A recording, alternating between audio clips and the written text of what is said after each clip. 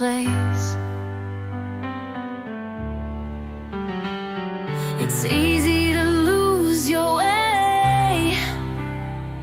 The light from your dreams becomes harder to chase. The words won't come, you don't know what to say. When we come together, the storms we can weather. Don't let go of me, we'll get through this, you'll see. Like pictures from the past, we were meant to last. There's nothing we can't do when we come together. United we stand, divided we fall. This is the battle cry that unites us all. Come with me, let's show what we can do. We can't do it without you.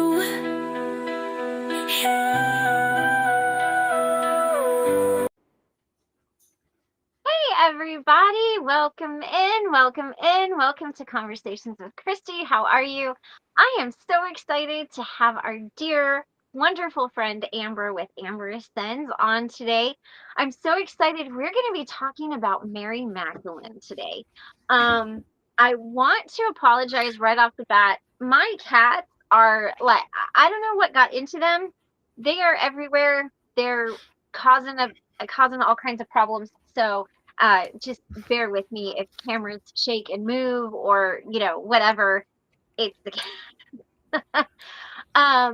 so I'm super, super excited for this conversation. I didn't know a lot about Mary Magdalene, actually, other than just the brief little bit that I was taught in church when I was growing up, which basically was she was a prostitute who got saved and followed Jesus, and she was there when he died, and she was there when he rose, and that was it. That was all.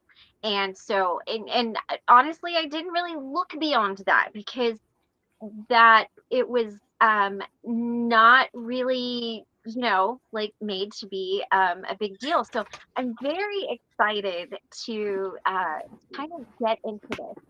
I want to say before we get too into anything, please make sure that if you guys are watching that you've subscribed and you've hit that all for notifications. I go live at some weird times sometimes. So please just make sure you've got that so you can see you can see when I go live. You don't have to participate in chat or anything. I just don't want you guys to miss any of those notifications. And I believe that when we have Amber on, it'll kind of be more of an early morning thing like this, because you said you like love this time, right? I'm a morning person. Yeah. Yes. Not early So, morning, like late morning. This is my prime time. right. So it'll be about this time. So I just kind of tuck that in your guys's the back of your brains whenever I say Amber's going to be on. Just know it's going to be earlier. Um, yes, actually, we are absolutely going to demystify that in a very big way. And so, hello, Teresa. Hello, Victor. Who else do we have here? I see Ben is here. I'm so sorry that you're having like such a disaster with your job with the maps and everything. Um, yeah, Ben, that's the thingy on the wall behind Amber. The Hamza. Yeah. Let me get you a better look at it. It's really cool. It's got like, you can't really see the details in the video, but it's got like little mirrors on it. And yeah, I thought I had to buy it when I saw it in the store. It's beautiful. For anybody who doesn't know what it is, do you want to tell us what it is? And Yeah, so it's a sacred symbol. I don't really know the history of the symbol, but you can find it across multiple traditions. In some traditions, it's known as the Hand of Fatima. And I imagine it, it's almost like namaste. It's like I see you, I see the God in you, you hold that hand up. It's like a greeting, a blessing, a protection. it's dynamic as sacred symbols are. Right. Yeah, that's a great explanation. Okay, so let's go ahead and get started. I just wanted to say that thing about making sure you're subbed so that you don't miss when I go live, because notifications don't always go out. Um, so this morning, I think you guys know, I take a spiritual walk in the morning. It's become part of my spiritual practice. And I was walking around and I thought, okay, I want to connect with Mary Magdalene. I really want to connect with this energy. So I grounded and I invited in my spirit guides, which are typically like Native American type spirit guides. And I'm like, all right, I want to know about Mary Magdalene. Like let's get some of this. And I took my shoes off and I'm walking through the cool, wet, dewy grass, and I'm just waiting for this epiphany to come. And you guys, do you know what came into my head? So I get messages from my spirit guides, songs with ABBA, Dancing Queen. And I was like, oh my God, what does this have to do with Mary Magdalene? And the only part of the song I know is Dancing Queen. Yeah, only 17. So that's about all I know. So I'm like, I don't understand. I wanted to have this great connection to Mary Magdalene. And now here I have this ABBA song in my head. So I get done with my walk and I was listening to like a little YouTube video on her, and I kind of turned it back on, and the first thing they said is she was young. She was from a very affluent family, and she left home at 15 to avoid getting married to somebody that she had, her parents had arranged a marriage of. So I was like, okay, well, that's where ABBA came in. They were trying to tell me that she was young. Um, so very kind of interesting way to connect with her this morning. But so she, like I mentioned, she ran away from home at 15 to avoid getting married. And Magdalene is actually, so back in that time, the last names were typically the names of the towns that they were from, so that you knew, like, there were lots of Marys, so you would know she was from that specific town. She was taken in at the temple by high priestesses, and she became a teacher, a very, very good teacher there. She anointed Christ before his crucifixion, which is a very big deal. And what we have to remember is at this time, women did not have really any power. They didn't have any say. It was starting to become very patriarchal. It was starting to, the divine feminine was starting to be erased. And so the fact that a woman did this was a very big deal. um, she is the divine feminine to Christ's divine masculine. I'm going to use Christ and Jesus interchangeably. Christ is the term I'm most familiar with growing up. I will try to say Jesus, but I'm going to use those terms interchangeably. So bear with me on that. When it said that he cast 7 demons out of her, it was really the 7 veils of ascension that he was helping her to go through, and like kind of breaking through those barriers. She was the first to see Christ after he rose from the grave. So she was there all through his crucifixion, when he died, when they took him off the cross. She cleaned up his body. She was the last to see him alive. So when all the other apostles and everybody like dipped out and left, she stayed, and she was the first to see him. So, and she understood him better than anyone. Um, so why was it that she was erased? Um, Women having power back then, especially that kind of power, would have disabled a lot of institutions. She represented knowledge and faith, and she was the living body of it.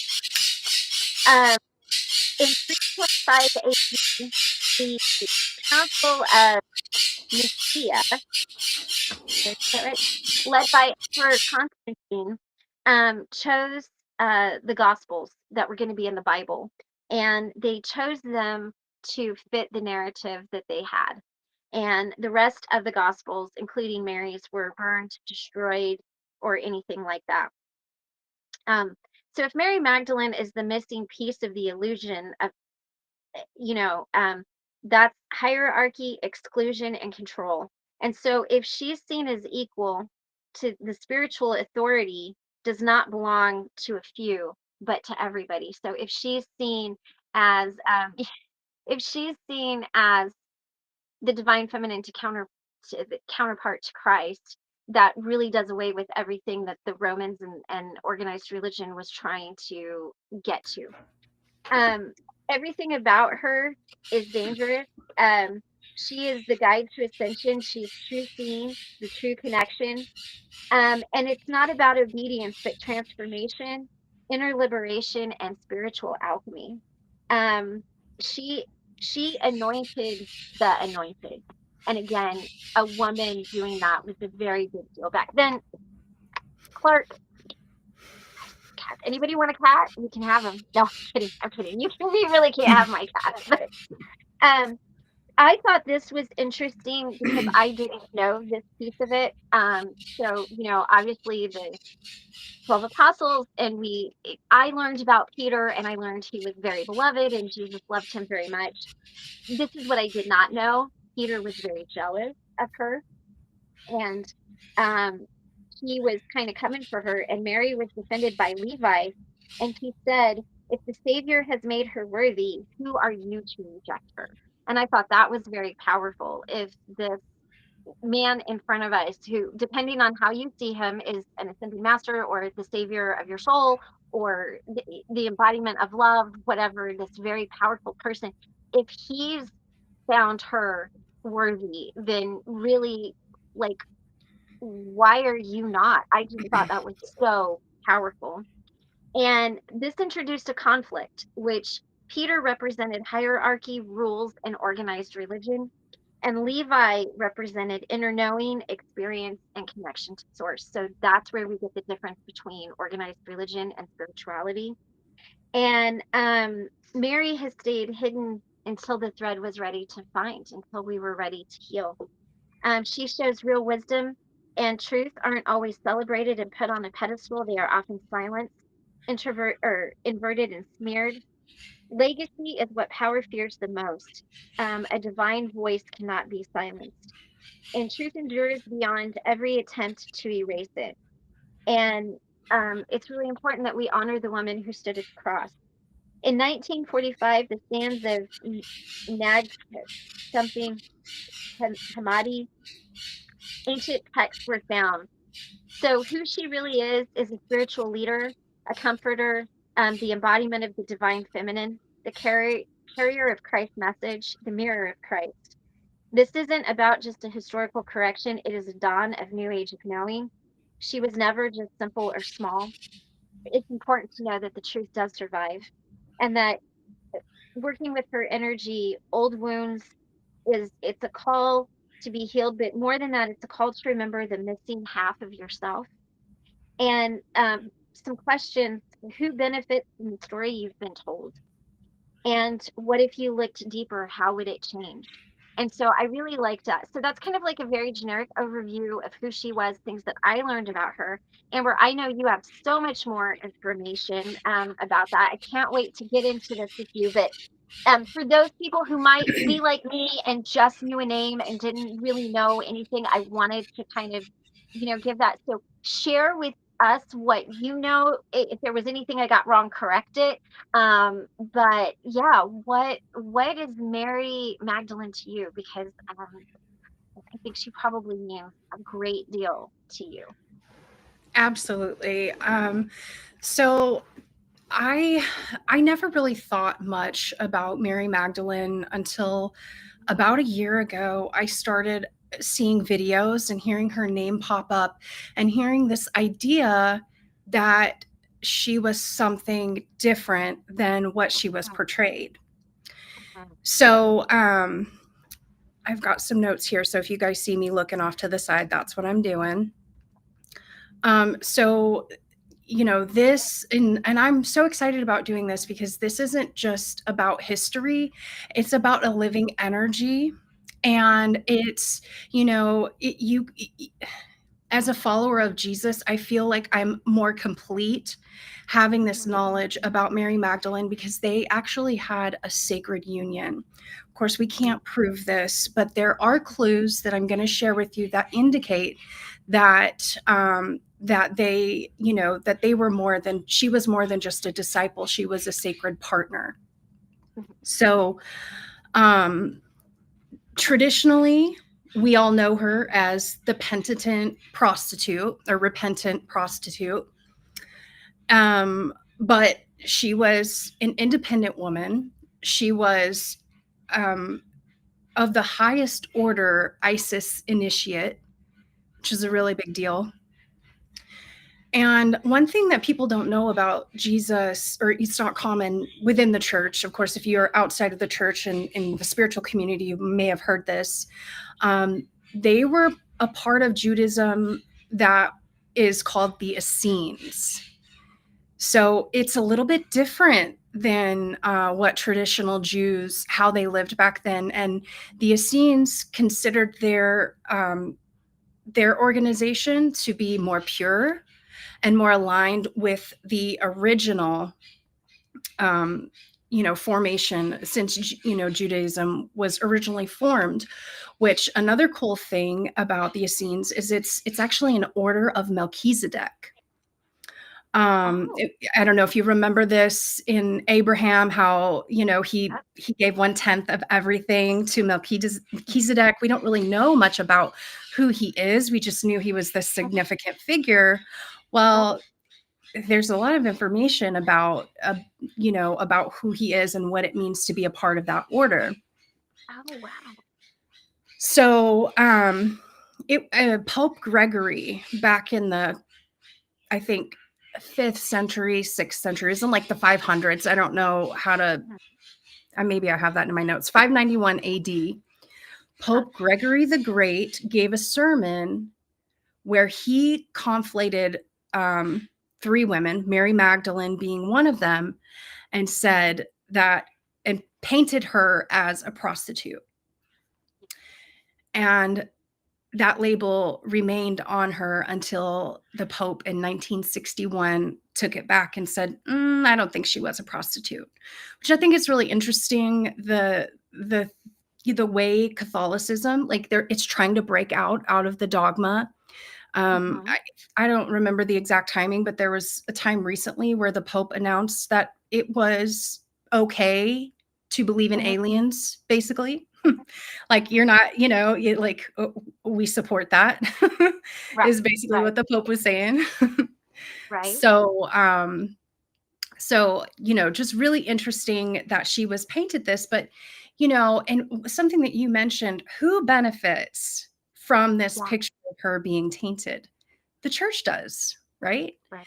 Because, and you can't really find a lot in her gospel because, I don't know, like half of it's missing, unfortunately. Half of the pages and some really meaty stuff is missing. And most of it, it's just mostly telling a story of a vision that she had, that Jesus gave her.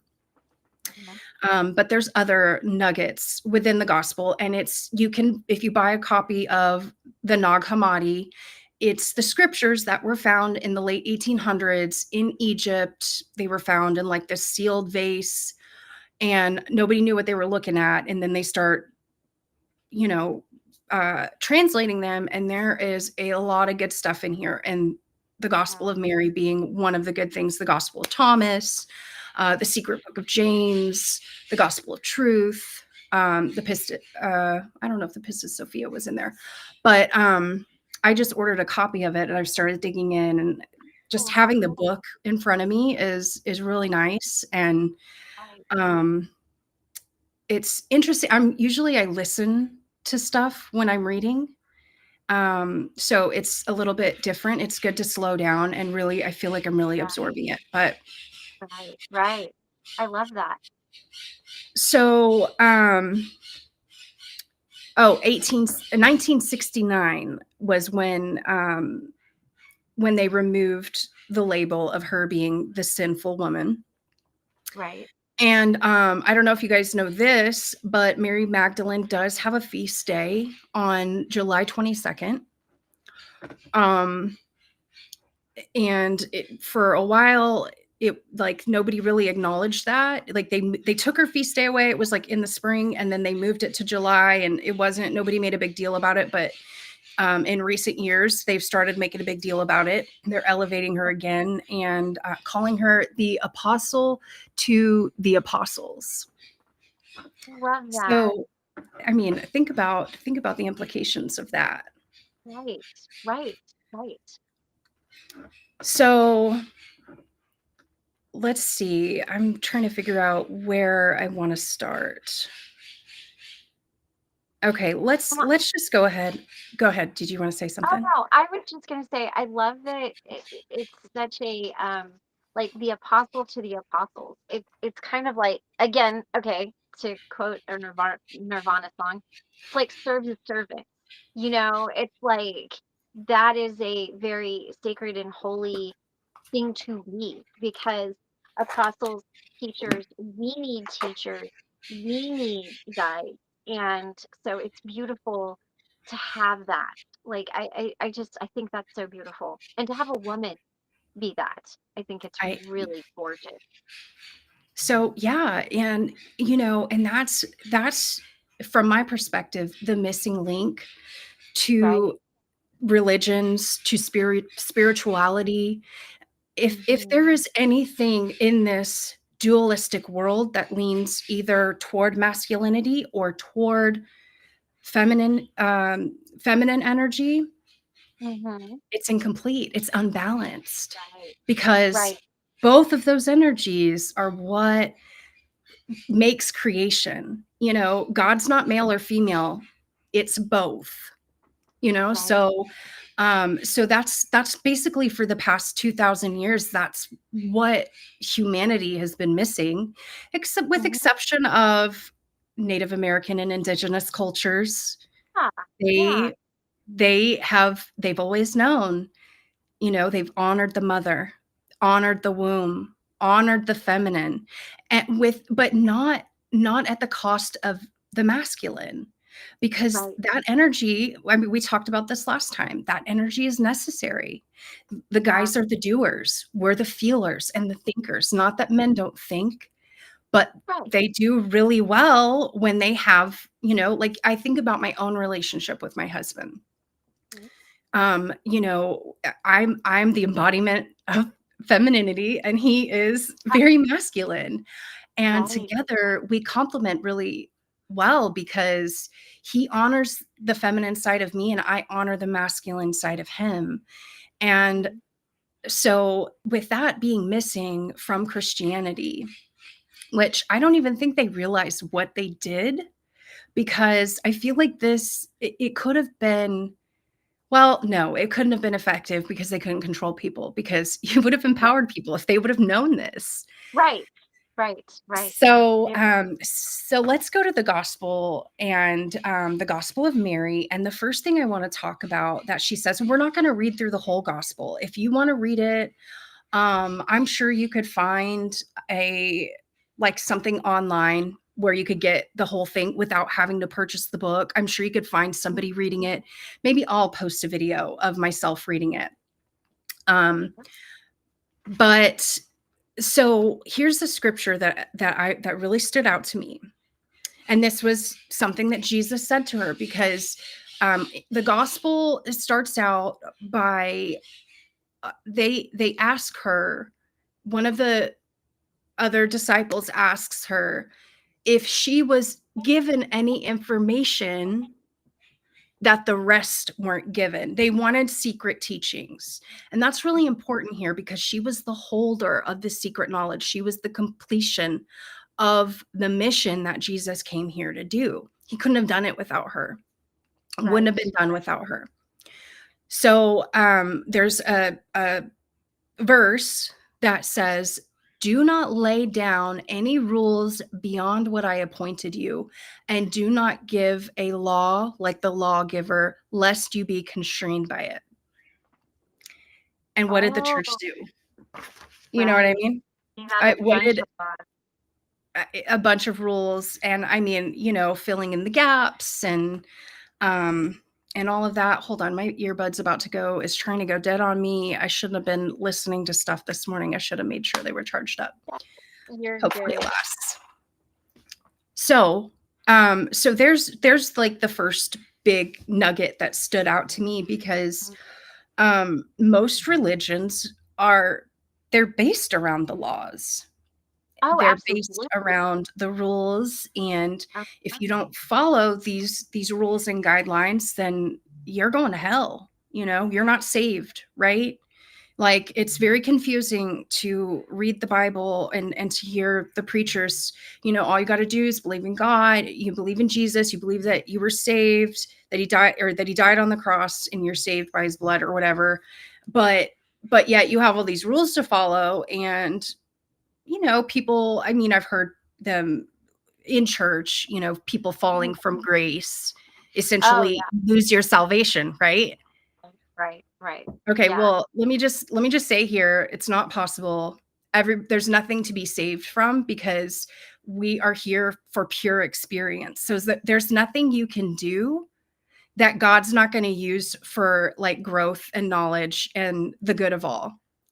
And Right. I'm talking, you know, the worst people you can think of on the planet, they're not in hell, unless their spirit believes in hell and believes that they deserve to rot there. But as soon as they realize that that's what's going on and that there's another way, boom, you're out of it. It's Right. a creation of ego. No, So yeah, Teresa, exactly. Hell is a man-made concept. It really is, and it's not biblical. I'll just tell really quick. Jesus talks about being thrown into the lake of fire, which nowadays pastors would interpret as hell. But Mhm. the interpretation is actually like the trash pit outside of town, and he Mhm. was equating it to that. He wasn't talking about an actual place. Now, Mhm. we know from Native American and other like Greek traditions and stuff like that, that Mhm. there is an underworld. Right. There's multiple layers to this reality, and maybe Right. from, Right. somebody's, from a human perspective, that's scary. It's, whatever, but it's just like, it's just not as stable as this reality. So back on Mary Magdalene and her gospel. So Jesus taught freedom, not religious law, rigid religious law, right? Mhm. So that's the first thing he gave her. And it makes total sense. And because, Yeah. Jesus basically abolished the law, because he said, you only got to follow 2 commandments. You love God with all your heart, mind, and strength. You love your neighbor as yourself. If you do that, you're following the law. You know what I Right. mean? Right. So, so after Jesus says these things, and then Mary's about to go into this vision that Jesus gave her, big bulk of it is missing, and it comes in at the end. And I'm just going to read a little verse. So it's Mary's vision of the soul, and which, let me insert here, I don't think here soul is like what you and I consider soul today, like our higher self, our spirit. I Mhm. think soul in this text is actually ego. That's Oh, okay. something that I just thought about. I don't know how accurate it is, but that's what I'm interpreting. So the soul answered, "What binds me has slain. My desire has been ended, and ignorance has died. In a world I was released from a world. From this time on, I will attain to the rest of time of the eon in silence." So Mary reveals deep mystical teachings about overcoming fear, desire, and ignorance to reach true liberation. So even just those 2 verses, to me, Mhm. are already just so aligned with who I knew Jesus to be, and who Right. I know him to be. And but the thing is that, if you're wrapped up in the dogma of Christianity, eventually your ability to have your own perspective gets tainted. You Oh, know, yeah, you hear something over and over and over again, and you believe the contradictions. You believe yeah, in that type of stuff, but this stuff is aligned to who I thought Jesus was, before I started going to church regularly, and like somebody else telling me who right. he was, what he was like, and all of that. So I'll take a little pause just in case you have any questions or you want to respond to anything that I've said. Yeah. No, I think it's amazing because even in just those few scriptures that you read, it already contradicts everything that you and I were taught as kids. I can't speak for everybody, but I know what you were taught and I know what I was taught. And religion to me always felt like it was missing something. It always felt like there was like it didn't necessarily make sense. And now having learned this part, that is the part that is missing. I mean, I think it's amazing and sad. When I say amazing, I don't mean beautiful, amazing. I mean sad that something so beautiful was just erased. Like they tried to erase it. And then going to the rules, that's one thing in the Lakota teachings is that there's not just two ways to view things, which is duality, which is what religion is. There's God's way, and then there's the world's way. And one is right and one is wrong, and there are no ifs, ands, or buts about it. And what I've learned is that there's several different ways to view it. And it's hard. And I think part of it for me is being raised that way, seeing things so dualistically. Like I've really had to retrain myself. And I've really even looking back at some of the, religious things that I have learned as I was learning about Mary Magdalene, I'm like, you know what? This makes the story complete. Mm. This makes it complete.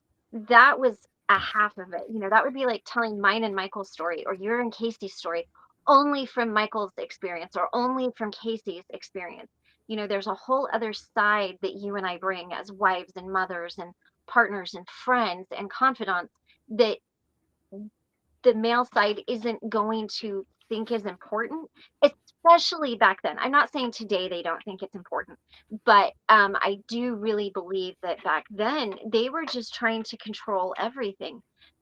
And it's amazing how when you see this part of it and you add it to your knowledge or you even just add it to your understanding, like maybe you've never been to church and you have no idea what we're talking about, even just adding it to your understanding, I think brings a deeper level um to this. We've got some comments here, guys. I'm looking on my phone, so let's see.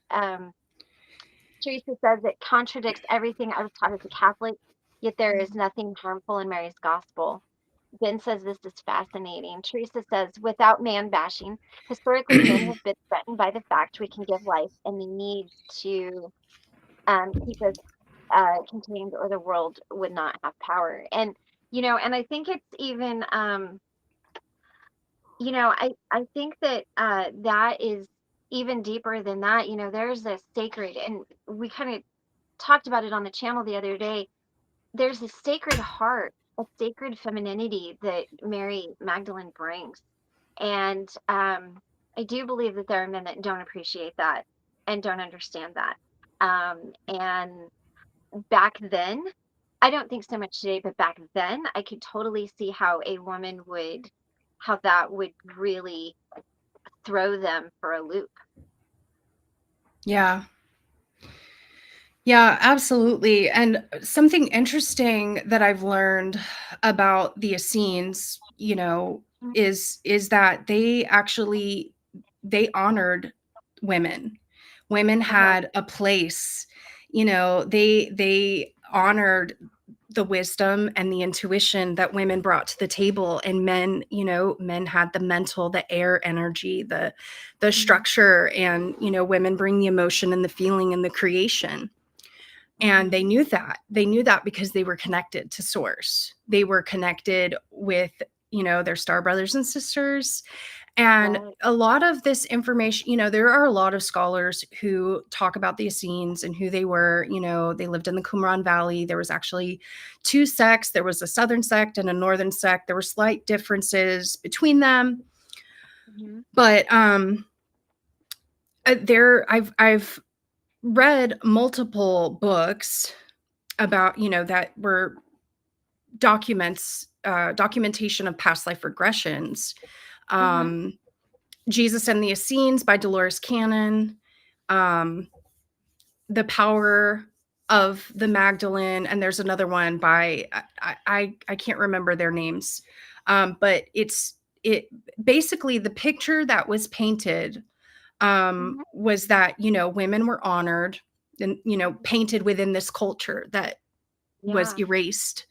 It was erased by the Catholic Church, by the Romans, because it threatened their ideal of who Jesus was, who God was, and their ability to control through that religion, because they recognized the power within Christ consciousness. Because here's the thing is, even if you believed in the religion, you lived it, and even if you're still walking it, you're connected to Jesus. You're connected Right. to that energy. There are distortions that are veiling and blinding you from seeing the complete truth, but Mhm. you're still going to have loving experiences. You're still going to experience Right. just amazing synchronicities, God winks and stuff like that. Yeah. So, but they were well, first of all, they knew that Jesus was coming, and this is Mhm. based on these books. And he was trained. He went to Egypt. It was confirmed in these books that he went to Egypt. He went to England. He was connected with the high priestesses of Avalon. Mhm. um, and he actually, so here's another really cool thing that I found from those books. So he had 12 male disciples, and there were Mhm. 12 female disciples as well. Oh, interesting. And yeah, so there was this circle, and after Jesus died, or after he was crucified, they had, this plan. Jesus passed the wand on to Peter. Mhm. He said, he's a rock or whatever. I'm going to build my church on this rock. That represents the outer church. Those are the outer teachings. Those are the parables, the simple ones to understand, the love, like loving others and stuff like that. But there was an inner circle that had they had the secret teachings. And anybody who came in through the outer circle, you could eventually get to the inner circle, but this knowledge was so powerful and so sacred, you didn't want to just going around teaching it to anybody. Right. So Right. yeah, something I was fascinated when I heard that concept. And in these books, like, and it's different people that confirmed, it's Mhm. like, different past life regressions. When Mary Magdalene came in the picture, they would always ask, well, is she with Jesus? Yeah, Mhm. that's her, that's his companion. They're with each Mhm. other. And something else interesting in the book, or in those books, I can't remember which one, but it said that Mary Magdalene was actually an orphan, and she was actually adopted by Joseph of Arimathea, who was Mother Mary's brother. And whenever Jesus and Mary Magdalene first met, like, they instantly knew the connection. They knew that they were meant to have a sacred union, and they Uh-huh. knew that they would meet back up later in life. Like, they both had to go through their initiation process. Mhm. She went to a temple of Isis in Egypt and became a high initiate. And of course, Jesus went to multiple traditions, Egypt, India, all kinds of places, and studied, and went on his initiatory path. Right. And another thing that they speculated was that Jesus, whenever he changed the water into wine, Mhm. that was actually his wedding to Mary Magdalene. I've heard that, Of course, how can we Oh, confirm it? I don't know. right, But right. they Well, said, there it was, does it seem made sense, right? that are funny. Yeah. And as you were talking, there were a few things. So to go back to what Teresa was saying, Hmm. um, uh, the hand that rocks the cradle is the hand that rules the world, right? And so if you can control that and take that out of the picture, who's ruling the world? It's these people that don't have that nurturing side. And again, talking about back then. Um, and in the Bible, there's a missing 30 years of Christ's life. Like he goes from being a little boy to all of a sudden he's well In his turning water 30s, into wine. That was in his 30s. 30s, and that was Yeah. his first thing that we find out that he did, that he turned water into wine. It was his first miracle. And back then too, it was very uncommon for a man to not be married. Um, uh, Back in that time, that would not have been seen as socially acceptable. Like, so even just if you look at it from that standpoint, he would have been. I mean, it makes sense. This is very, very interesting. And I think having more than just one way to look at it is really important too. Um, I don't think the answer is just that simple. And even, from what I read to what you said about how she even, you know, was she adopted? Was she, like even Hmm. that's interesting, you know? Right. Right. And like you said, I mean, much of this is speculation because most of the information, the documents, they've been destroyed. But the Right. good thing is that no information is ever lost forever. There is a built-in system into this reality that records everything that ever happens in history. It's known as the Akashic records. And Hmm. so, if you are a person who can channel that or has access to that, you can go see for yourself. You can Yeah. find this information out for yourself. And the Yeah. interesting thing is that, outside of these regressions, I listen to a lot of channelers and I hear stuff too. I hear stuff that confirms. I'm like, wow, and I mean, could these people have known each other and heard it and then regurgitated it? Yes, of course, I do not rule out that possibility. But when I'm listening to these things, I'm I'm tuning into my own spiritual technology and I'm Hmm. taking what resonates with me. And guess what? Right. We're allowed to do that. We are allowed to do that. You don't have to be like somebody says it's this way and it's only this way and you have to believe this. Like if somebody claims to have all the answers, I run the other way. Yes. It's not a good thing. It's for Right. anybody. We don't have that capacity. I mean, unless they're enlightened. If they're enlightened like Jesus was, then I would trust everything that they said. Right. But I don't think Right. there are very Right. many people, and I've never met an enlightened person. I've met people that are ascended pretty high, but it's Yeah, but it's it's not it's to that not easy to level. get to. It's not, yeah. Right. Right. Right. Well, and guys, I'm sorry. My menopause brain is just kicking in on me. I'm not trying to give you guys too much information, but if you see me looking down and writing, so I'm writing stuff down so I don't forget it. But yeah, it I just love so much about this and learning about this because this is very different. This is outside of my working realm. Like I don't work in these realms typically. And I will say this, I did a healing for a friend of mine, and Mary Magdalene showed up and I was like, "Oh, I don't know how to work with you." And in to be clear, oh, that's what I was going to say, Akashic records. I want to come back to that. Um, and it's not that, like we're telling these angels or whatever what to do. We're just conduit through which that energy flows. And they know what they're doing. But when she showed up, I was like, um, okay, well, you're welcome to be a part of this, but you're just gonna have to do what you do because I don't know how to work in these realms. which is really interesting when that shows up, because it was the first time that like angels and everything like really showed up for me, because it's not like what shows up for me is unhealthy in any way. It just hasn't been those. And so it was very beautiful to see it.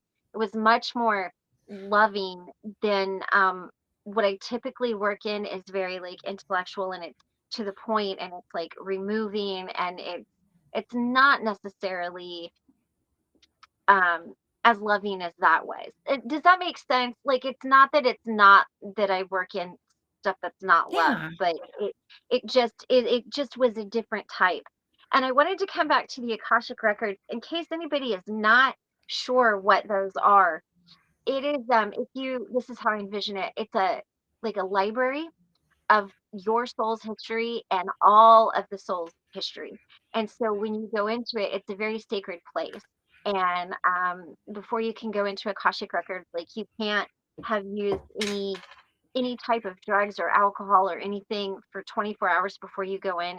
You've got to be very pure when you go in, and then you're shown what you need to know and what you need to understand. So like I cannot go into the Akashic records and be like, I want to see what Amber's soul has done. Like that's, I don't get to just do that. Unless Unless you have my I, permission. I right, right. Unless I read the Akashic records and Amber's like, yes, you can do that. But I can't just, it's not like a library where you can just stroll in and pick out a book and be like, Spy oh, on people. yeah, Yeah. let's see what Ben has really been up to his entire life. That's not how it works.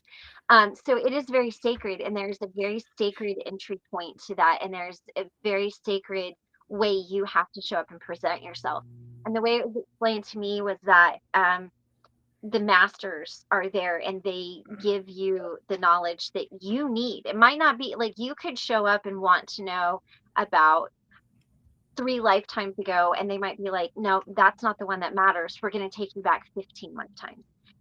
So it's a really beautiful, sacred place. And I wanted to explain that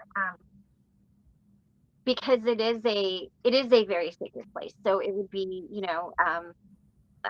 something that is very reverent, like revered. So I wanted to Yeah. explain that too for anybody that might not know what we were talking about when we talked about Akashic records. Listen, you know what? You have just been on a bet today. You little. Ben said, thinking out loud, a lot of this would be consistent with NDEs. What do you feel about that? I don't have any experience with NDEs, so I know that you do. How do you see that? Yeah. So, I mean, past life regression, I mean, you can experience or you can access the end of anybody's life or of that lifetime and essentially, experience the afterlife. The in between is what a lot of past life regressionists refer to it as. It's like, they go the place in between lives. But Right. yeah, it's definitely, it reminds me a lot of near death experiences, and it also is connected because a lot of sometimes people that have near death experiences, they gain access to their other lives, to the other Mhm. personalities. I've heard of stories where they're surrounded by a bunch of people, and in the midst of being surrounded by all this love and people that they really didn't know, then they realized that's me and all the lifetimes that I've lived. So yeah, I think it's connected. Yeah, that's um amazing. One thing that I wanted to say, whenever you were talking about Mary Magdalene's energy coming in, and I mentioned how it came in last year for me, it's a very slow and gentle energy. And I think Yeah, that maybe because I know, like we've talked about, you educated me about Persephone and how it's like a very kind of overwhelming energy, not in a negative yeah. way, but in a like, Right, right, you're gonna deal with this shit, right, kind of right. way. And Mary Magdalene is just like gentle, like a tickle, like a little breeze, a gentle breeze, like I'm here, I'm available. And it is her energy reemerging because we're discovering all this stuff about her and she's being validated. And she's her story is being shared. our stories being shared. And that's, you know, I think that's so powerful to help integrate her, you know? That is the perfect way to explain it. A lot of the energies that I work with, they just show up and it's like, bam, it's like, bada boom, I'm here. And so to have that more gentle energy, at first I was kind of like, what is this? And I even said this to you. Um, and Teresa, then I want to get to your comment here in a second. But I even said this to Amber, since she and I have been, so when I left the church, I just stepped away from all of it. I stepped away from God. I stepped away from Jesus. I stepped away from the Bible. I mean, I was like, okay, you don't feel comfortable to me, and I don't know where and if you fit into my life. So I really just put it on pause, did a 180, and went down a completely different road. And then Cynthia introduced Amber and I, and she was talking a lot about Jesus and a lot about, and I was like, I, I don't know where it fits. And it's not that I disagreed with it or anything. I just didn't know where it fit. I didn't know how to make it fit. And so um, Amber has kind of showed me a road back to that in some way that looks different and it feels more aligned. And so within this last few months, and I actually said this to Amber the other day, I said, I have talked more about Jesus and all of this in the last few months than I ever did when I was in the church. And again, we're talking about the healthy way of sharing that energy and that story and that love. And so it has been slowly coming into my life, which is very different because, like I said, I'm used to these big energies that just kind of come in and so that's part of and working with Mary Magdalene and that healing, guys, it was so beautiful and it was so loving and it was so like pink and light and airy. And by the way, I think it's funny we both have pink on, but it was very I was like thinking pink that. and light and airy at the same time. And it was just such a different feel and it was really beautiful. And so if you're not somebody who typically works in this energy, if you're a healer or, anything like that, and it shows up, I want to encourage you not to be afraid of it. Not that we're afraid of energy, but sometimes when something shows up and we haven't worked with it before, it can be a little like, what do I do with this? Like, it's not unhealthy, but you're just like, okay, here you go. Like, do your thing. Um, so if she starts to show up for you, it is very beautiful. And Amber, I wanted you to address this. I wish I had a memory of past lives with my NDE because I know that you do a lot of stuff with past lives, and I just wondered if maybe there was uh like Yeah. a So suggestion for I that. was just thinking about that, Teresa. So it's not too late for you to access your past life memories. You have access to all the past lives that your soul has experienced. And of course, if you do a past life regression, your higher self, your oversoul is going to be in the driver's seat. So, it selects what you need at the time, much like the Akashic records. But I think the ones that I really like, past life regression, and like the one I personally had is a QHHT, which is a technique that was developed by Dolores Cannon, and it's a Mhm. really, really helpful technique. I do have some experience with past life regression. Um, I've done some training and I've done some practice on a couple of people, not too many, but I've got to get one. I got to get some practice in on Casey because I'm going to be doing a past life regression on Christy. We're doing some trades, and so I'm really excited to see what I'm comes up very there. excited. But yeah, I mean, I would totally be up for, practicing or something, or Teresa, we could do a trade or something. But yeah, I would love to help you explore that, or, and It doesn't have to be me. You could find somebody who's well-versed in it, has a ton of experience. I don't have a ton of experience, but I do have experience with guided meditation, and I do weave in some hypnosis within most of my guided meditations. So that's all it's about, really. It's about getting the subject into a really, really relaxed trance state, and then asking your subconscious questions and trying to, pick up. Do I need a guinea pig? I actually do. I actually do need a guinea pig. I'm going to practice on my husband, and then I'll keep you in mind as well in the future, Teresa. Teresa, Because oh, God. I was just going to say it really truly fascinates me. Like, I love NDEs, past life regression, just the fact that we have access to know.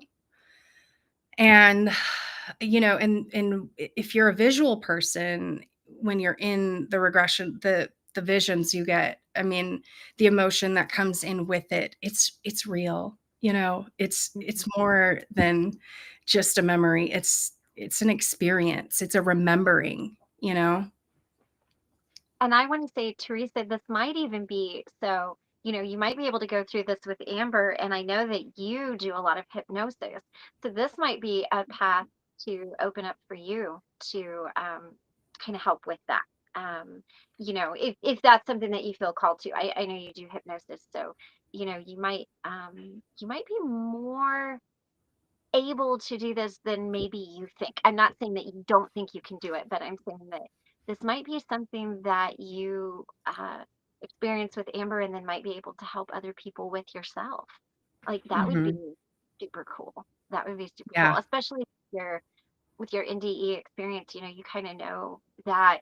I did a journey, which is a shamanic journey is a little bit different than a past life regression, because a shamanic journey, when you go to your higher self, it's just kind of again, like what is it that you need to see or know, or whatever, and you never kind of know what's going to show up. But mine was a Lakota holy man, and it was very real. It was like, oh, this is really cool. I'm really excited to see what my past life brings, because I've done a few that have been kind of over the internet, but I've not done one where I've like had a person like Amber guide me through it. So I'm really interested to see what that would be like. But yeah, Teresa, if you guys get together, I would love to hear what your past life regression was like. Maybe if you guys do that, we could do a show on it or something. You guys could come on and share it within, of course, like comfort. But I think it's beautiful. This opens up a whole new box of questions, but it's so loving and beautiful. Like I just can't get over how loving and beautiful Mary Magdalene's energy really is.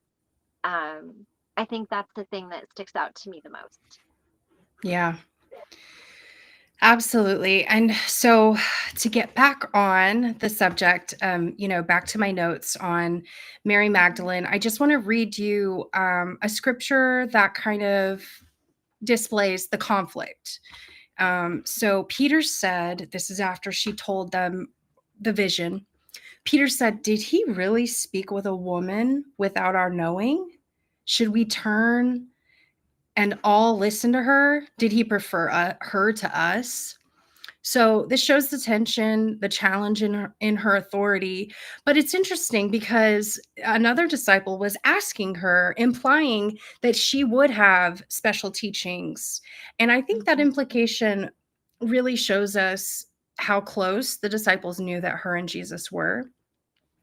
And then so to kind of drive home the point that they were married, that they were in sacred union, from the Gospel of Philip, it says, "The companion of thee," and then it says dot dot dot, "Mary Magdalene, he loved her more than all the disciples and used to kiss her often on the mouth.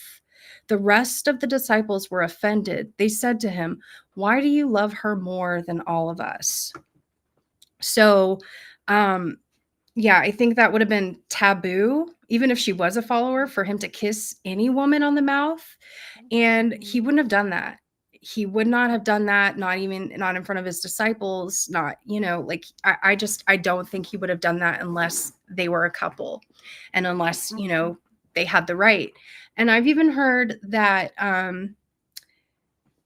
that Mary Magdalene, through sex, through the sacred union of sex, was helping him to strengthen his light body, so that once he was crucified, that he would have the strength in spirit to come back and continue the mission.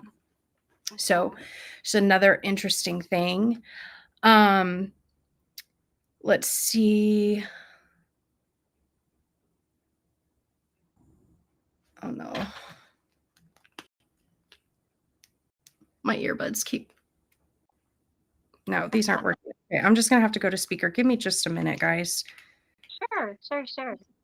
Yeah, take your time. Earbuds are always fun. There we I go. had There we to. go. Yeah, perfect. Okay. Alrighty. So,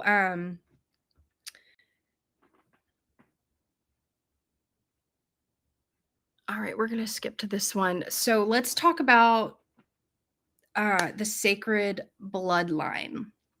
So here's another thing that I've found from these books. I haven't heard of anything being like this in text, as far as the Lost Gospels, the non-Hammadi scriptures, or anything like that. But legend. Okay, so here's after the crucifixion, there is a legend that a lot of the disciples, male and female, fled on one of Joseph of Arimathea's ships to France. They actually ended up in France by chance, because there was a storm, and they ended up on the shore at this exact spot, that they were supposed to be. And they ended up, they stayed there. They made a life there. They started, working with the Druids and the Celtic people. They connected with them, and they carried on Jesus' teachings. But it's said that Mary Magdalene had a daughter. Her name was Sarah, and that's a sacred bloodline. That's their sacred bloodline. And if that's true, that means that there's a continuation of that bloodline. Now, who knows? Who knows? I mean, I've heard speculation that, like, the royal family in Great Britain is are descendants of that. And to be honest, that would make sense because of the connection that Jesus and Mary Magdalene had with Avalon and the high priestesses of Avalon.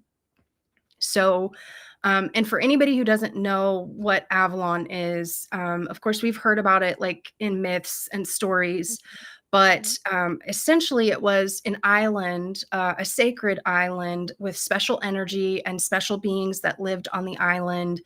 And it was hidden by a mist most of the time, and you had to know and it was the path to it was hidden by tides. So you'd have to wait for the tide to go down and the mist to clear to be able to see the path to get to Avalon, the very sacred place. But so anyway, so that if that were the case, it would make sense that that bloodline, that royalty and how they were formed and all of that.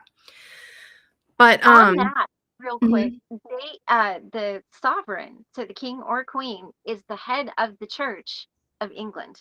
mhm, So that would make sense too. I just wanted to put that in there. So, right. uh, really interesting. That's very interesting. Keep going.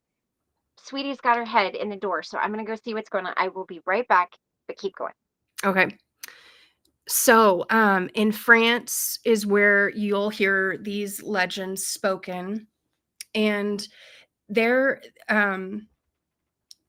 there's actually an organization, or there was like a religious group called the Cathars, and it's said that that was what was formed through the teachings of Mary Magdalene. And when you hear about the Holy Grail, there is the possibility that it's interpreted as the bloodline of Christ and Mary Magdalene, and it's also known as sangreal or royal blood.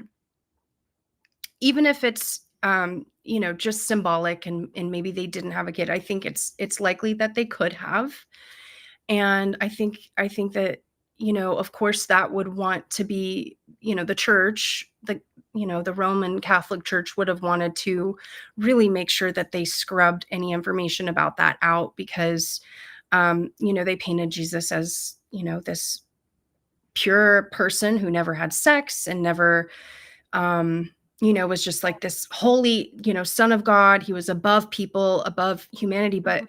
if you read the Bible, he was very human. He had human Yeah. emotions, and he had what seemed like miraculous powers, but it's because he was enlightened and he did the initiations of Mhm. ascension. He Mhm. followed paths from many traditions and learned. So yes, Teresa, I am very familiar with Aaron Abke. He is one of the people that I found after my spiritual awakening in the summer of 2023. And his content was very comforting to me. And Mm. it was really confirming to me that I was on the right track, because here is this person that, although his awakening and his experience, his story is a little bit different than mine, but it's the Mhm. same thing, that he came to the realization that what he believed within religion was false, and that he couldn't align with it. He could not live a lie. And so he walked away from it, even though, like, his dad was a pastor. And I mean, he actually went to seminary school. He was a youth pastor Oh, when wow. he walked away. Yeah. And so he's Mhm. got a lot of really amazing teachings. Um, one of the really He actually just wrote a book called The Three Beliefs of Ego. I haven't had the opportunity to read it, but I'm sure it's really great because he's a great Mhm. teacher. But he talked a lot about, or one of the things that I really followed him for was his study of the Bible and kind of comparison, and like, okay, this is like, he's basically calling the bullshit. Mm. He has a website called 4D University, and basically it teaches people. It's like a support system for ascension and like growth and Christ consciousness and things like that. Really great place. But he did a series on the teachings of Paul. Mhm. And one of the things that he found in his studies and through other scholars that had come to the same conclusion, so he came to these conclusions, is that Mhm. Paul was he although he did have a conversion and he was for Jesus, I think Paul was very much so still living from ego. And I think that his teachings Yeah. and his spreading of the gospel, I think it was tainted because he was still living so much of ego. He had this amazing experience Mhm. on the road to Damascus, Mhm. and, he did have some support, but there was actually turmoil between him and the disciples. Like, if you read Yeah. his letters, you'll hear Mhm. him talking about, don't listen to them. They don't know our Lord, and they don't know, well, he's really, this is what Aaron says. Aaron says that he is really talking about James, the Jesus of brother, or the brother of Right. Jesus, Brother Jesus. Uh-huh. and all of his followers, which James was given the baton to carry on the inner teachings of the church. So he's basically coming up against Jesus's brother, which once he pointed that out, I was like, oh my God. And it makes sense. Paul was Yeah. against women speaking in church. Oh, Paul, absolutely. he really preaches, all you got to do is have faith. If you just have faith in the Savior, then you're saved, you're good. Well, James, the book of James in the Bible, one of his main verses is faith without works is dead. Yeah. Period. You can have all the Right. faith you want in Jesus, but if you don't have the action to back it up, you're just, you're just speaking gibberish. You're not, it doesn't, what Yeah. you say doesn't really matter because you're not living it. You're not embodying his teachings. And that's basically, what James was saying. And I think that Aaron pointed out that that particular verse was him specifically calling Paul out. Faith without works is dead. So You know, another little that tangent that way. no, that makes so much sense. For those of you that may not know, I'm sure most of you probably do, but for those of you that don't, Paul was originally Saul, and Saul was a huge persecutor of Christians, and he was very high up in the um, was he a Pharisee or something like that? Like he was very high up in there. And then I on the think he road, was a Sadducee. He was part of the Sadducees or something. Yeah, he was Sadducees, really high yeah, up yeah, in the in the organizations. Yeah, yeah, and whatever those so are. and in the Bible, they were. I remember this song from being a little girl, but being a sad you see is sad you see, because they did everything to be seen, and there wasn't really a lot of intention and faith behind it. It was all to be seen and to keep up appearances and things like that. And then on the road to Damascus, he was blinded. He had this conversion. He became Paul, and then he went out preaching and teaching. And he is responsible for the letters that Paul wrote. Make up a huge chunk of the New Testament. First and second Corinthians, Chronicles, churches pattern themselves after his letters. Like Thessalonians, all of those, like Corinth. There are churches that are good churches and churches that are, like y'all are lagging behind. And that makes so much sense because in the Old Testament, we don't really see women being sort of banished from it the way that we do in the New Testament, where it specifically says in the Bible that we used that a preacher was to be married. Women did not speak in the church; they did not have a place in the church. Um, that is a really interesting point. I That is fascinating to me because I never, ever once thought of anything other than he's like the epitome of carrying on Christ's baton. But now that you say that, that's interesting. Maybe we'll have to chat on that a little bit. That's very interesting. Yeah, I know. I was blown away when I found that out, and you're right. A lot of churches, they structure their doctrine off of the Mhm. teachings of Paul. Oh, if it weren't for Paul, we wouldn't have the religion that we have today, because I think the reason that so many of his letters ended Mhm. up, canonized is Mhm. because he opposed the original disciples. He opposed the inner teachings of Christ. The outer teachings are in the Bible. The outer Right, teachings of right, Christ are in the Bible, in the parables, and there are lost in there are things that are lost in translation, whether it's right, right. intentional or unintentional. I mean, you read it and you decide what's up to you.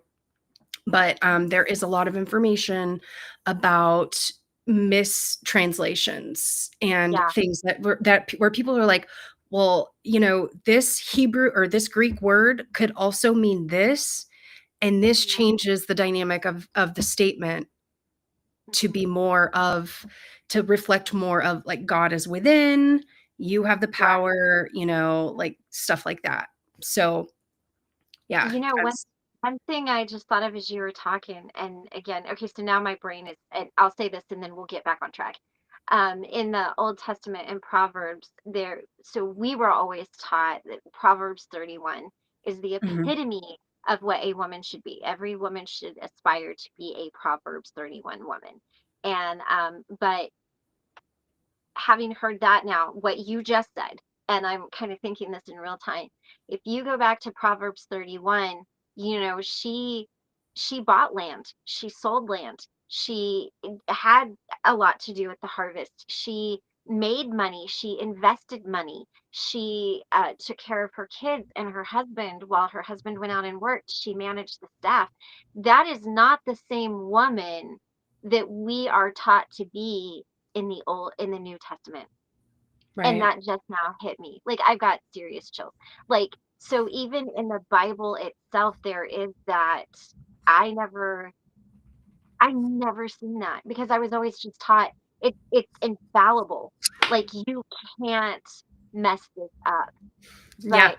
But it's like, oh, wait a minute. So we go from being able to buy land, sell land, have to do with the harvest, making the clothes, running the household, having the children, having a say, being an important part and partner to this person, because again, you're taught to be an equal to your husband, to now we can't do anything but be submissive.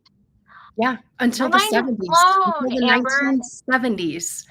We just learned about this in real estate class. That's when women got their right to have a checking account. 1974, I think it was. Yeah, yeah, 1974, 2 years before the year I was born, right, 74, 75, I was born 76.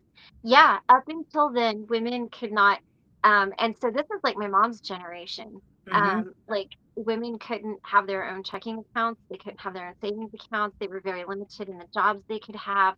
They even when women got the right to vote, they had to kind of like go along with the husband. So there was that whole women's suffrage thing, but there was not any equality um, at all.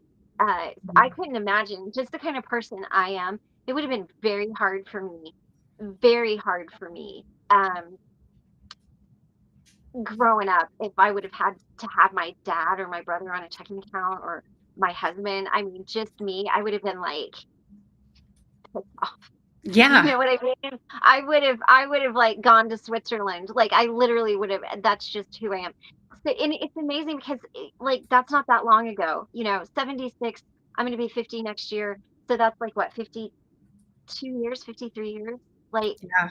Not long at you all. know, like And I mean the oppression throughout the ages, I mean, if you think back to, the witch trials, the Salem yeah, witch trials and stuff, the women that they persecuted were likely intuitive women who were tapped in and connected with nature and had this wisdom and understanding. And the men that were in power could not handle it. And so mhm, what do? They're killing people. They're killing right, people in the name of God. That's crazy. In the name of this loving God, in the name of Jesus, right, right, who was the embodiment of love and, turn the other cheek. And like, I mean, yes. So we are very fortunate to live in the time that we yeah, are and right, to have the partners that we have that, that honor that our womanhood, they yeah, honor the feminine mhm, aspects of us, right, I right. I couldn't imagine either. Oh, I I would couldn't. not. Well, I don't know. I adapt really well, but I would Uh-huh. not have liked it. See, I think I would have just like I would have gone rogue. Yeah. I would have been like, no, I'll cut my hair and walk into a bank account and call myself Chris and you know. Yeah. But and that's not making light of anything that anybody went through because I'm just so fortunate to not have been there. But even back to the witch trials, um, most of the witches, like you said, were women. There was like I think one, maybe two men that were, tried, but a lot of it, you know, was that it was fights over land, especially the Salem witch trials. It was all of this really nasty stuff. And the thing that I think of that I say is you didn't burn witches. Well, they didn't burn witches anyway in Salem. I think they burned one witch, but you didn't kill witches, you killed women.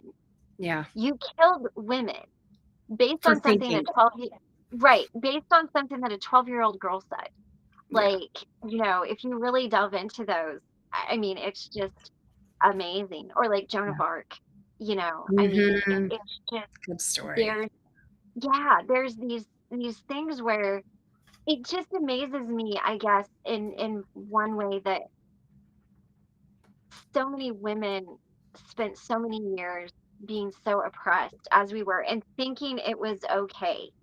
Like just thinking that this is how it is. And, there's a lot to untangle there.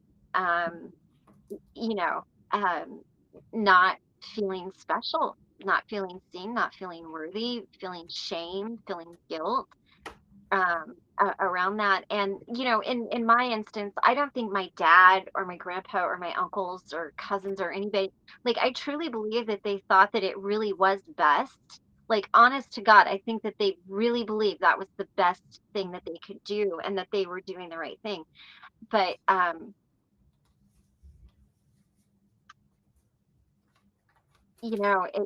even my dad, this is interesting. You've opened up a whole new can of worms.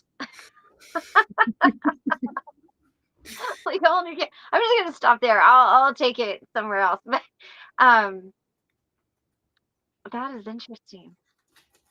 Yeah. Yeah. Oh man, this is a good conversation, huh? Like I'm on It is. fire right now. Yeah, I know. I I know. feel I know. good. I have to rein myself in because I'll take it way off of where it was. Maybe that's what we should talk about next is like, you know, women and because there was oppression. Like Mhm. truly there was oppression. And Intentional oppression. yeah, yeah, Intentional. Yeah. right, right. It's not Maybe like it we wasn't innocent, like, "Oh, it just ended up that yeah, way." There yeah, was a plan behind it. right, right. And I Maybe think the that people that carried it out, I don't even think they knew what they were doing because they were stuck in the belief and the influence. It's coming from something up here, yeah, like they, like we hear yeah, about they, right, there is a nefarious group. they, I 100% believe that are just out for yeah, themselves and they want control. They don't want humanity to ascend and they try to influence things, but I don't know. From my perspective now, I feel like they're losing. right, right. Well, I think maybe we should continue this conversation next month and we should talk about some of this because I do Okay. love having this more like I don't I do like having these Christ-based conversations with you because it does make me stop and think and revisit. Because, like I said, I just dropped it all. Like, Mhm. our healing circle is meet me at the crossroads. Okay, yeah, I met you at the crossroads. I dumped all of that shit right there, and Persephone was like, "Let's go," and I'm like, "Let's go," and I didn't even look back. And so what I love about this and what I love about what you bring to these conversations in the table is that it causes me to revisit it in a more intentional way from where I'm removed from some of that trauma, Yeah, whereas now I'm like, okay, I can kind of see this for what it is. But I think that yeah, I think we should do that. I think we should find a title absolutely. for this somewhere and continue this on. Vin says, yeah, this area is something I have been trying to Untangle. untangle. I think You that's what it's know, it's okay. There's supposed there's a lot to untangle and it's hard. It's really difficult to untangle it. And what has been most difficult for me is um that I spent so much of my life believing it, like over 30 years, you guys. Believing it and accepting it blindly and being told and not questioning and really shaming myself for my sexuality, for my femininity, for all of these things, like really squashing that down. And and I think men see that from a different point of view, but there's still that this doesn't align with where I'm at now. And it's really hard to entangle it because it's like you do kind of have to pull these barbs out of you little by little. Yeah, And it's it is difficult. I think there's a lot of people entangling this. Honestly, I absolutely. mean, in different ways. Like my entangling might look a little bit different from Ben's, from yours, even from Teresa's, um, because Catholic, Baptist, and whatever you guys were. But yeah, I love having these conversations. It gets me thinking about things in a different way, but more importantly, it circles back for me, all that I was taught, because I haven't released all of that either. I mean, if you listen to my shows, I do still talk about some of this stuff. Yeah. So I like having these conversations because it kind of helps me figure out where it fits in, because I do think it fits in. I'm just not sure exactly what that looks like right now. Does that make sense? Yeah. Yeah, that makes sense. That does make sense.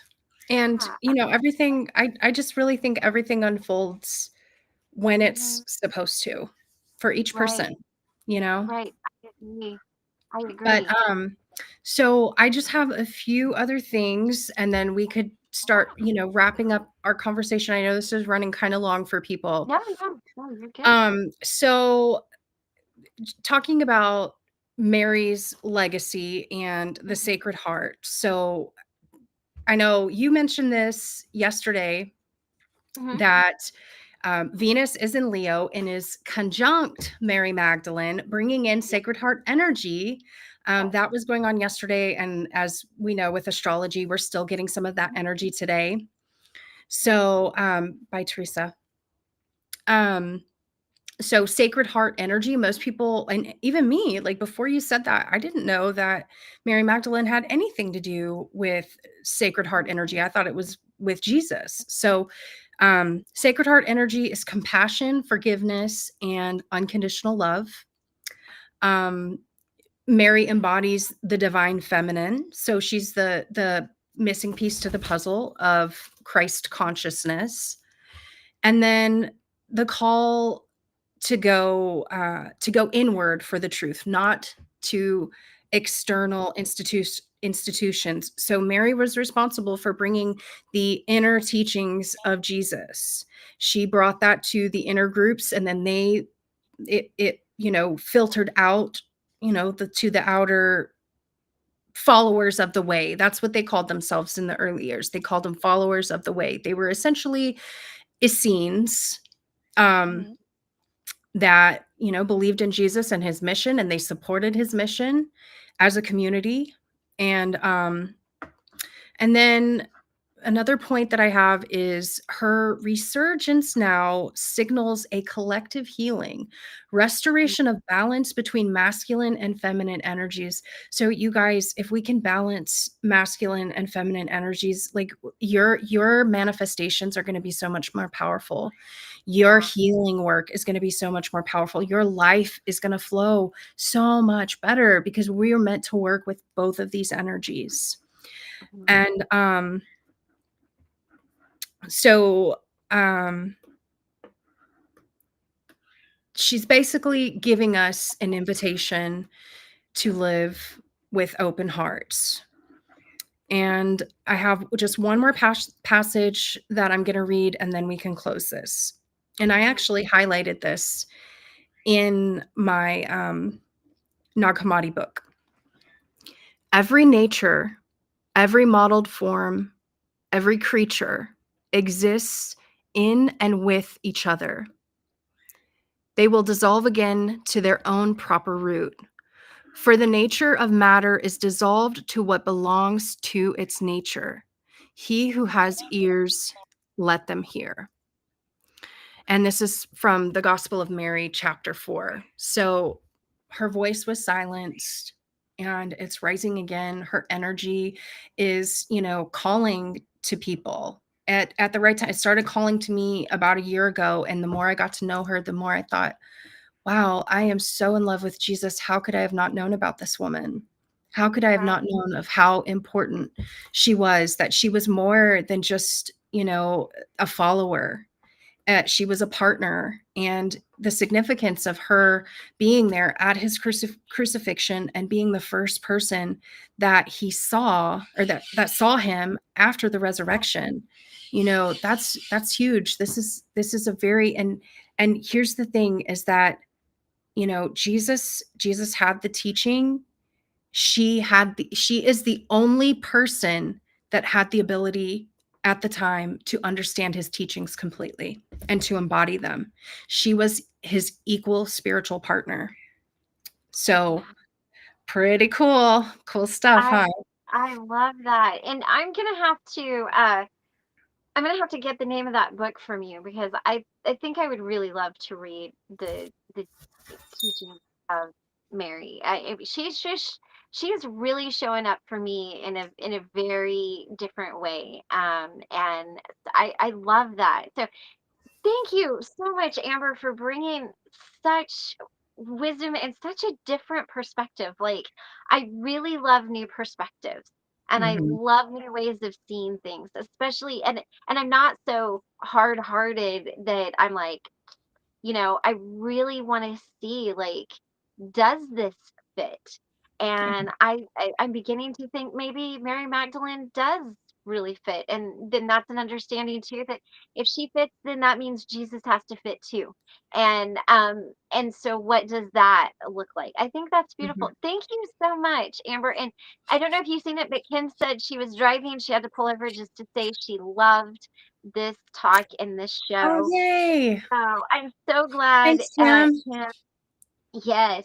So, we'll go ahead, and do you have any final thoughts before we sign off for the day and the week? You're the final guest of the week, the final thought. No Yeah, pressure. I just, on my personal spiritual journey, it's all about following the breadcrumbs. And so, if this conversation excited you and stirred something inside of you, I invite you to explore it for yourself, because there's nothing I can say that Mhm. is going to impact you as much as something that you discover in your own realization through contemplation and studying. So, I follow the breadcrumbs. I mean, that's what I do. I mean, one week I might I, listen, I'm all over the place. I'm so all over the place, but when I find something that interests me, like, I have to learn about it. I have to learn more. And sometimes I will follow a breadcrumb, and then I'll circle back to the same breadcrumb because it brought me so much joy and Right. excitement to experience it, so I wanna experience it again. So, there's Yeah. no rules, but if just a little piece of advice, following the breadcrumbs, it really helps, because spirit is guiding you and, will lead you to learn everything you're meant to know, and knowledge is truly power. And so understanding and being able to perceive the way Mhm. things really are versus what history tells us it was, Right. it's a big Right. deal. And we have the spiritual technology within ourselves to discern what's true and what's not true. I love that. Well, guys, on that note, follow the breadcrumbs for the rest of the weekend. I challenge you. Don't just dismiss that. Amber, thank you so much, my friend, for spending time with us. Guys, we're gonna have another really amazing conversation next month when Amber's on. So stay tuned for that. I'm gonna try to post my projection pro- production schedule so you guys know who's showing up when. But as always, guys, thank you so much for spending some time with both of us, and go conquer your world as only you can. We will be here to help you light the way. You guys, we will see you on Monday.